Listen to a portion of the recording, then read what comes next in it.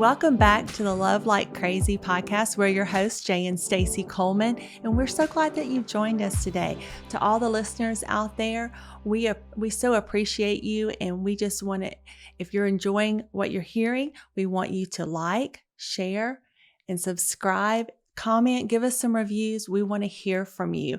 And so we have a great topic for you today, and we're just going to jump right in here. We're all about building a stronger marriage and family. We want families to be healthy and have a good godly foundation. And so we're going to jump in right now, Jay, to building a nest. That's what we're going to talk about today. This topic actually came from, we had some birds that decided to take up residency outside of our house, and we watched them build a nest.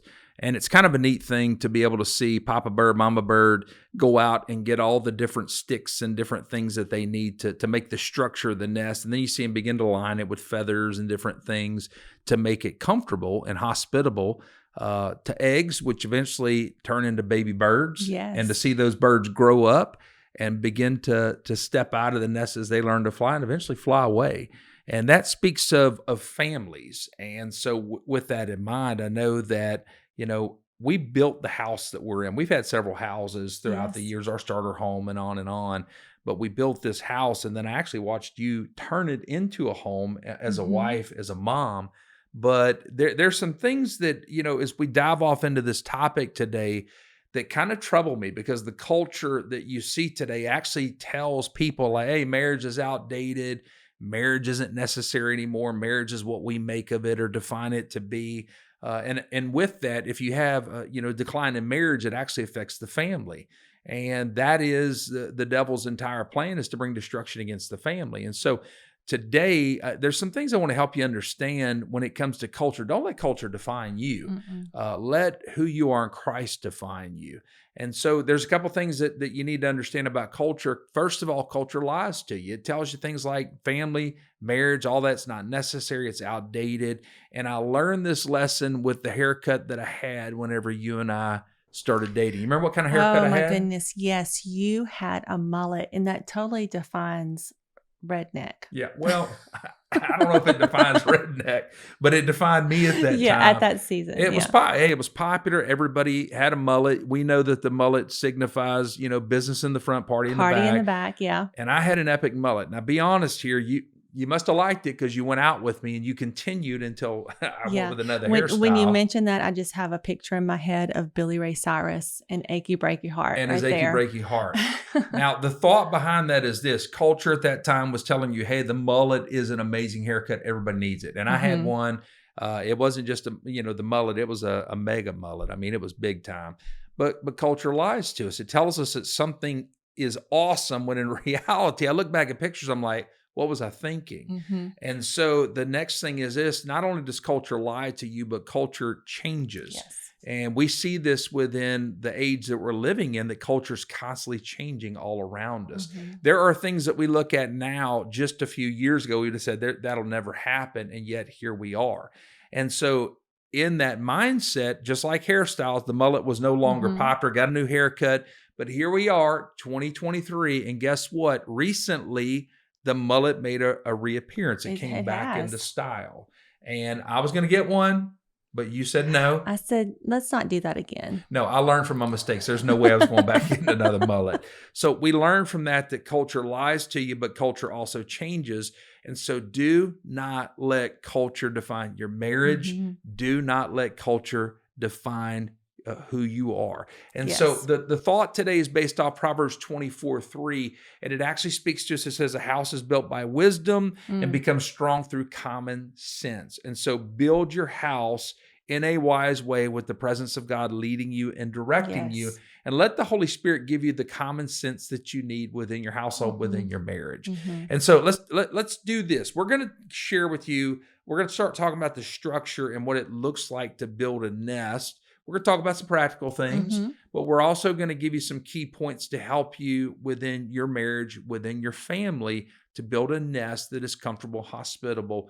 And as your kiddos take off one day and they leave the house to go to college or step out into their own marriage or whatever, that they will be healthy, productive, mature adults. So Stacy, I just got to say, you did a great job of taking a structure, taking our house and turning it into a home.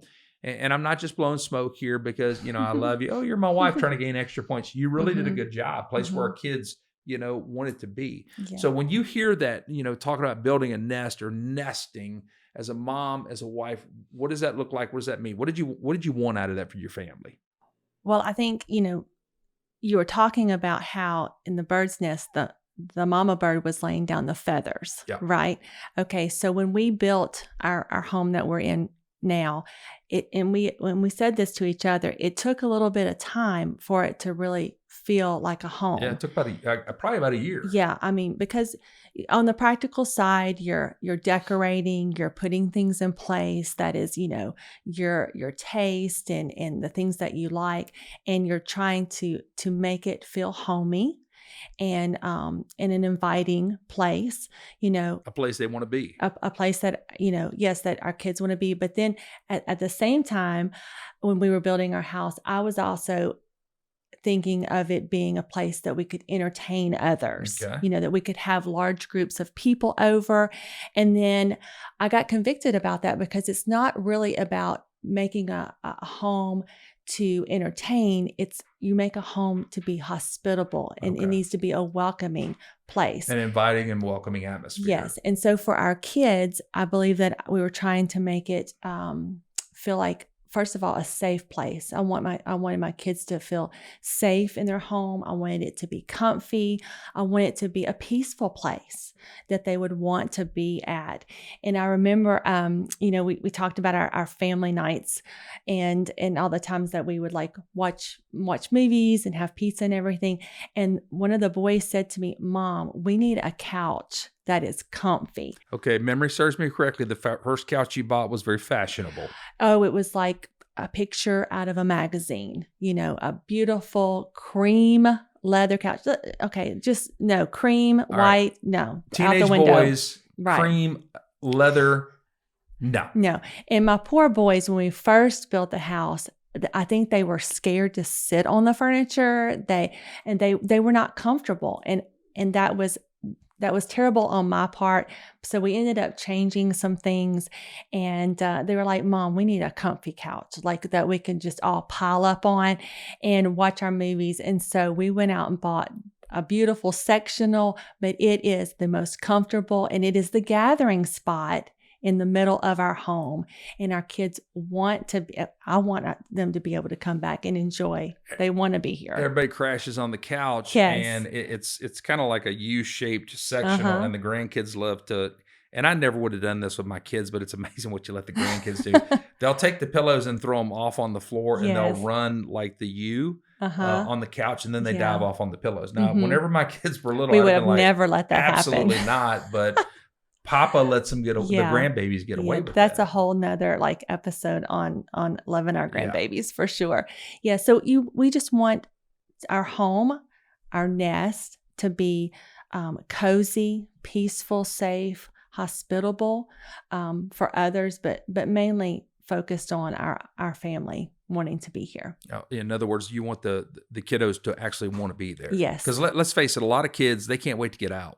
Right. It's like, look, they're hanging out at their friend's house constantly. They're always looking for opportunities to be away from their home. Maybe that in their home, it kind of has a hostile feel. Maybe it kind of has, where it's not a place where they want to hang out. So they're constantly trying to get away from it. We wanted to build a place that was safe and peaceful and comfortable, where they actually would want to be here. And here's one thing that spoke to me, and I felt like this was kind of cool. I wanted our house to be the place where they would want it, where their friends would want to be as well. Yes, exactly. And it kind of seemed like that's what happened with our house. Mm-hmm. And this is one of the thoughts that I have in regards to that. They may bring friends over. You look at it and you're like, I don't know about that. But as long as you continue to love those friends with the love of Jesus, and making them feel loved and welcome in your home as well, that's a great way to be able to influence them for Christ. Yes, absolutely. And so I think we did a pretty good job of making it a place where not only did our kids want to be here, but so did a lot of their friends. Yeah. Now, you say that we did a pretty good job, but there also, we did a good job in that regards, but there were also along the ways we kind of learned, that by making mistakes. In other words, got the wrong couch. This is not setting the right environment and atmosphere. So it cost Daddy some money, but we had to go back. Okay, let's rethink this plan. Okay. So you kind of learn from mistakes sometimes. Yeah. And I really hated that the boys were like, oh, I don't want to sit on that chair or whatever, because if I mess it up, Mom's going to be upset. And that doesn't make for a peaceful home. Okay. So we talk about what you envision with a nest, but let's talk about how you actually get there. If you're going to build a home that's going to be inviting and comfortable, and where as they come in with their friends, they're going to feel the presence of the Lord. Let's talk about some different things that we need to put in place structurally as parents that lend to that. Okay. I think personally, the first thing is that our homes need to be a place of vision. Okay? Yes. Now, when I think about vision, I think about taking a trip. And the reason why I think about things in regards of pictures. I'm a visual person. Me too. And so when you have a trip coming up, let's just say you're going to Orlando, or you're going to make a trip to the mountains, you can go online and begin to look at, this is where we're headed, and you get a picture for it. Oh, so we're going to the Grand Canyon. So you see that. Now, how do we get there? And you're going to pull out the map. You're going to take out your smartphone and map out the direction, if you're driving, of how to get there. And so if we want our family to head in the direction of, our home is safe, comfortable, loving, peaceful, then let's talk a little bit about our homes being a place of vision and direction as well. I love Proverbs 29. You guys hear me talk a lot out of Psalms, out of Proverbs, because these are two books that have been pivotal in my Christian walk. And I love the wisdom you get from Proverbs. Proverbs 29:18 says, where there's no vision, the people perish.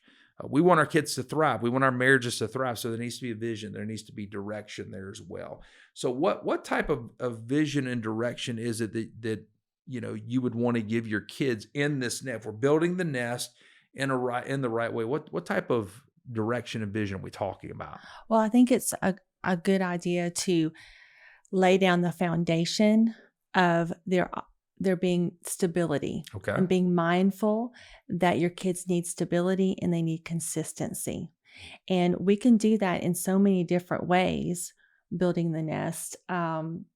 It is the practical aspect of it being a safe place and having the same kind of maybe morning routine that the kids need, that will help them to have a good day when they go to school. That consistency is important in their lives, but just the stability that, hey, this is when the world beats me up, this is a safe place to go to. Okay. When I think about vision, I'm thinking in two directions. I'm thinking about spiritual direction and spiritual vision for their life, but then also the real practical day to day. Yes. And I know for the boys, whenever we were bringing them up, we gave them that spiritual foundation of Christ being the foundation of their life. You talk about stability. I think that one of the things that as parents that is very necessary for us to be able to do, you want to make sure that you're also able to give them the foundation that's going to help them see direction for their life. Yes. To speak to them in a positive way, and to be the type of parent that's disciplined enough to help push them in that direction. Talk about education for example. I remember that whenever our middle son, Bryce, was playing basketball. Oh, yes. We got a call one day from the coach, and I think Bryce would be okay with me sharing this story. We got a call from the coach one day that his grades were suffering a little bit. So we went in and sat down with the coach, and we saw that there were some areas where Bryce, he's a boy. He's just like his dad back in school. I kind of like, studies, whatever. What we saw was very easy for him to get his grade where it needed to be. And so I remember coming in and sitting down with him and having the discussion, son, if you want to do these things in life, whenever you get out of high school, with college, with a job, you've got to put in the work now. Right. And so that's the practical side. And so we sat with him and worked through, and guess what? Within 3 weeks, boom, grades right where they needed to be. Yes. And he did a great job. He's gone through school. He's got a great job. He's providing for his family. And I think that as a parent, that's what we needed to do to help him see, where you are right now, what you're doing it's going to be crucial for your life Right. down the road. So as parents, give your kids that direction, that vision for their life, both spiritually, but also practically as well. Right. Because sometimes they can't see far in advance, but we can see what they're going to need to know. And I guess that comes from us just having life experience. Yes. You know, think about that. With your kids, they've only been on this earth, 12 years, 13 years, 16 years. So everything with a kid or a teenager, it's like in the right now, the present. As a parent, we're thinking 2 years, 5 years, 10 years down the road, what is this going to look like for you? How can we help them prepare for the future? Yeah, absolutely. So let's make sure that we give our kiddos the vision, the direction that they need for their life. And I would also say this, and I know this is something you're going to want to speak to. Let's give them a vision of what a healthy marriage looks like, what a healthy family looks like. Yes. So when it comes to talking about healthy marriage, if you had one thing that you would share with, you wanted your kids to walk away from home and pour into their other, what would you say is a key pillar? We're talking about vision and direction now. I think for them to see that we loved each other. That's awesome. And that we modeled, affection in front of them, not to be afraid to show affection. I'm a big proponent for my boys never left the house without giving me a hug. Yeah. Bye. So we're a very affectionate family, and we always comment that hugs are free. Hugs are free. Hugs are free. So I think that would be just knowing the love. I say, I don't know about that. I hugged you on that first date. It was free, but it's cost me for the last 32 You think? years. So I'm going to echo that. I wanted our kids to me, I think that would be something that's very important. You're talking about vision and direction within marriage, a healthy marriage. I wanted our kids to see that we loved each other. Yes. And that they also felt our love as well. Look, I am one, I know that guys don't really like to tell each other this, but I always want my sons to know how much I love them. We say I love you a lot. We do. So let's move from vision and direction. Let's talk about the next thing. If we're talking about building a nest where your kids are feeling comfortable, they're feeling safe, they're feeling peace, vision and direction is so important. We see that in Proverbs, but the next thing is this, and this is, to me, this is huge. It's got to be a place of encouragement because you're talking about that mama bird putting those feathers in that nest. This world likes to poke and prod at people. They use sarcasm. They use criticism to tear down. And I'm not going to tell you, because 3 boys in the house, they harassed each other somewhat. Still and do. as dad, I would jump in on that a lot of times. But at the same token, we also wanted our home to be a place where we're building up. Yes. So in regards to that, because I know as mama, you would get aggravated with them sometimes when you would see, and I'd be like, they're just being boys, but you get aggravated about that. Right. Well, I do think too that, making the nest a safe place, like say they didn't have a great day at school or they got fussed at by the coach or whatever. It was our place to be able to encourage them, build them back up if they felt that they were torn down, and just to love on them. Well, the world, they go to school and they get torn up in the world, and they need to know that when they come home, it's a place of grace. Now, I'm not going to sit here and pretend like we never spoke harsh words to each other or never spoke harsh words to the boys, because the reality, sometimes there's frustrations that do come home with you. Sometimes you get aggravated. Sometimes the kiddos would just do, when they were teenagers and whatnot, they would do stuff that was, just frustrating and aggravating.